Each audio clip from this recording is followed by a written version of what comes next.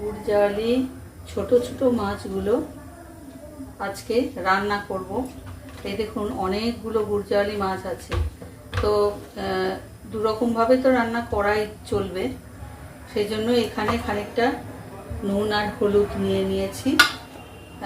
তো এখানে মাছ অনেকগুলোই আছে, তার মধ্যে কয়েকটা মাছ আমি আজকে রান্না করব। অবশ্যই একটু হালকা করেই রান্নাটা করব, তার মধ্যে একটু বড় যেগুলো সেগুলো দেখে দেখে নিচ্ছি, ছোট বড় মিলিয়ে।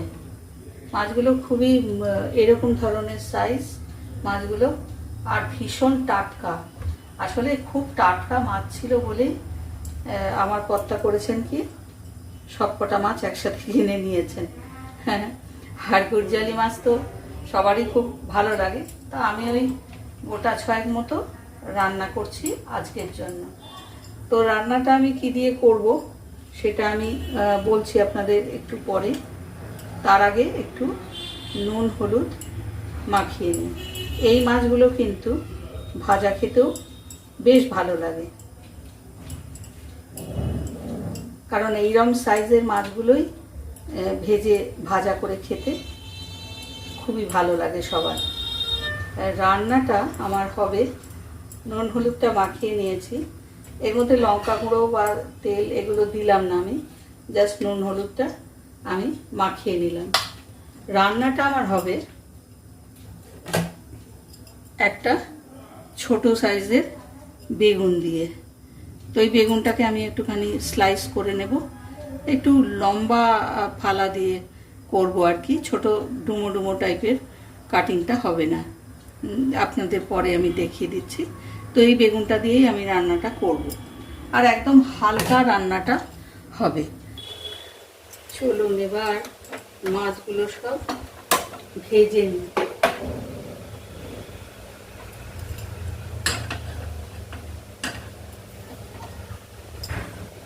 আমার এই কড়াটা না দারুণ ভালো কড়া।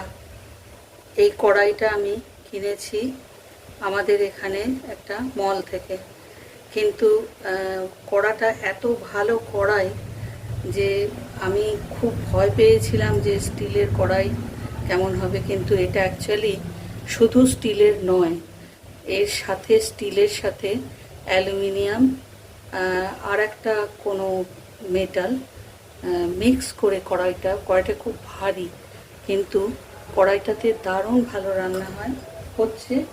কড়াইটা ব্যবহার করে আমি সত্যি খুব মানে খুবই ভীষণ ভালোভাবে আমার ধারণাটা হয়েছে। তেল দিয়ে দিই। আগেই আপনাদের বলেছি তেলটা আমাকে খুব কম খেতে হচ্ছে, আমাকে অনেক রেস্ট্রিকশানে থাকতে হয়, কেন কি আমার কিছু হার্টের আছে, সমস্যা আছে, স্টেন্ট বসে রয়েছে অলরেডি। আমি এইটুকুনি তেল দিলাম। বেগুনটা আমি কেটে নিয়েছি এবং একটু জলে ভিজিয়ে রেখেছি নুন দিয়ে। এতে কি হয় জানেন, এই বেগুনের যে কোনো কিছুতে দিলে একটু কালচে হয়ে যায়, সেটা আর হয় না। মানে এখানে এর যে কষটা সেটা জলের মধ্যে পড়ে যায় এবং সহজেই এই জলটা ফেলে দিয়ে আমি রান্না করব। বেগুনটা আমি প্রথমে লম্বা করে কেটেছি, আর আপনার লম্বা করে কাটার পরে এক একটা অংশ আড়ে কেটে আবার লম্বায় 4 টুকরো করেছি, কাজেই এর মধ্যে 8 টুকরো মতো বেগুন রয়েছে। আমাদের কর্তাগিন্নির রান্নাঘরে খাওয়া দাওয়ার এইটাই যথেষ্ট। হয়তো মাছ একটু বেশি আছে, কিন্তু এটাই আমার হয়ে যাবে। তো চলুন রান্নাটা বসিয়ে দিই।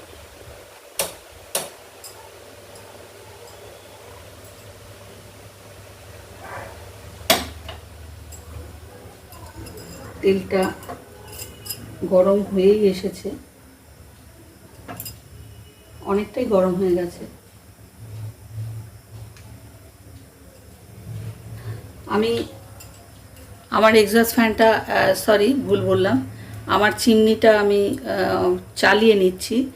এর মাঝখানে আমি একটু জোরেই কথা বলবো যদি বলতে হয়, নয়তো আমি আপনাদের ভয়েস ওভার দিয়ে দেবো। তো আগে মাছগুলো ভেজে নিই। এবার আমি তেলটা একদম সিম করে দিলাম, দিয়ে আমি মাছগুলো ছাড়বো।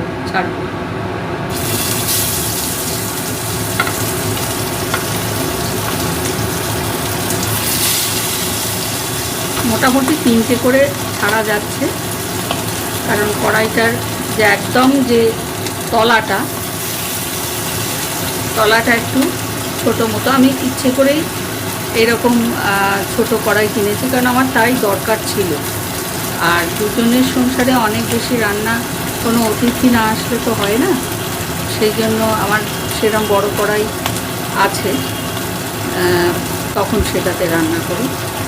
তো চলুন, মাছ কিন্তু আমি একেবারে খুব কড়া করে ভাজবো না, অন্তত কর্তারটা হয়তো একটু আমাকে কড়া করে ভাজতে হবে, আমারটা আমি একদমই কড়া করে ভাজবো না।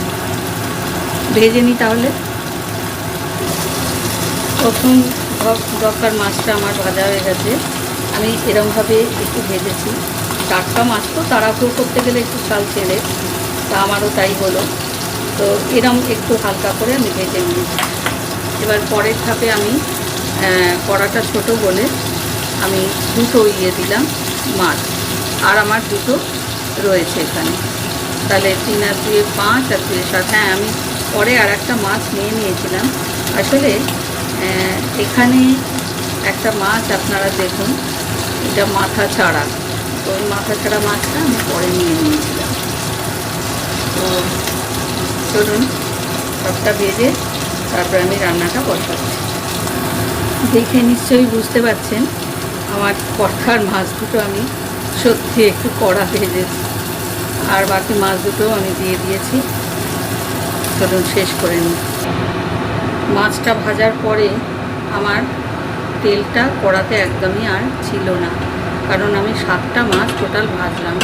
তো আপনাদেরকে দেখিয়ে দিই, আমি এই তেলটুকুনি, মানে হাফ কলা, অর্থাৎ যদি টেবিল চামচই ধরেন তাহলে সিটি চামচের আরেকটু বেশি আমি তেল নিলাম, মানে যতখানি সম্ভব আমি কম নেওয়ার চেষ্টা করি। এবার আমাকে একটা ফোড়ন দিতে হবে। কী দিই? এই যে আমার ফোড়ন, এটা হচ্ছে কালো জিরে আর 3টে চেরা লঙ্কা। এই চেরা লঙ্কাটা এর মধ্যে না দিলে এটা ঠিক ভালো হবে না। তো লঙ্কাটা আমি এখনই দেব না, আগে আমি এটা বেগুনগুলো আগে ভেজে নিই, কারণ লঙ্কাটা আমি আগে দিয়ে দিলে লঙ্কাটা খুবই হয়ে যাবে। কালো জিরেটা এইবার ছাড়বো, দিয়ে দেব। তেলের মধ্যে কালো জিরে ভাজা হবে, বাট বেগুনের সাথে হলে অন্তত এটা পুড়িয়ে যাবে না। সামান্য একটু নুন আমি ছড়িয়ে দিচ্ছি, নুন এবং হলুদ।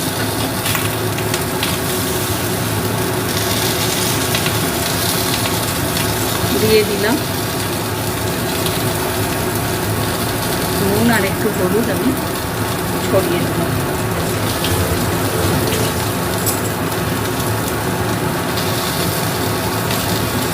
এবারে এটা তো আমাকে একটু ভেজে নিতেই হবে। হ্যাঁ, এই কড়াইটার একটাই অসুবিধে, সেটা হচ্ছে এটা গরম হয়ে যায়। এখানে কোনো ইনসুলেশনের ব্যবস্থা নেই, এমন কিছু দেওয়া নেই যেটা ধরলে গরম লাগবে না।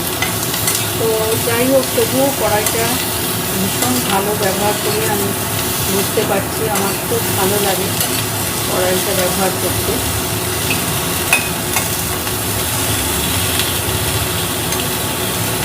আমি পুরোটাই বার্নারটা সিমে রেখেই সবটা করছি। চলুন বেগুনটা ভেজে নেবে, তারপরে কাজ কিন্তু খুব একটা বেশি নেই। আমি বেগুন ভাজার মতো করে ভাজলাম না, জল দিয়ে দিলাম, বেগুনটা জলেই সেদ্ধ হোক। জিরে গুঁড়ো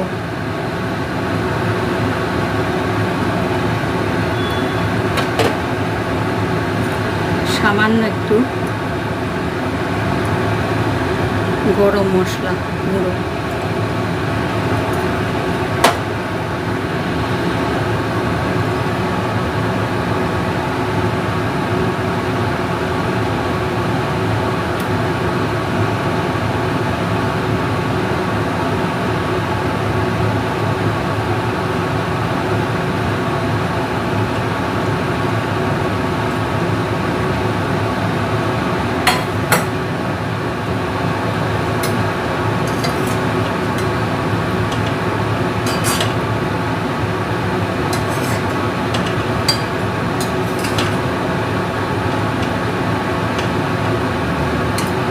আমি ঝোলের মধ্যে মাছ কিন্তু আর ফোটাবো না, নামিয়ে নেব। দেখুন আপনারা, কড়াই কিন্তু আমার একদমই পুড়েনি, আর মাছও আমার নামানো হয়ে গেছে। তাহলে এইভাবে আপনারা খুব হালকা করে বেগুন ঝোল, একেবারেই তেল কম দিয়ে এই রান্নাটা আপনারা করে নিতে পারেন। তাতে কিন্তু এই ছোট ছোট গুজ্জালি মাছগুলো ভীষণ ভালো লাগবে খেতে। আমারএসএল.com থেকে আমি মহুয়া আজকে আপনাদের অসংখ্য ধন্যবাদ আর নমস্কার জানিয়ে বিদায় নিলাম। আবার আসবো অন্য ভিডিও নিয়ে।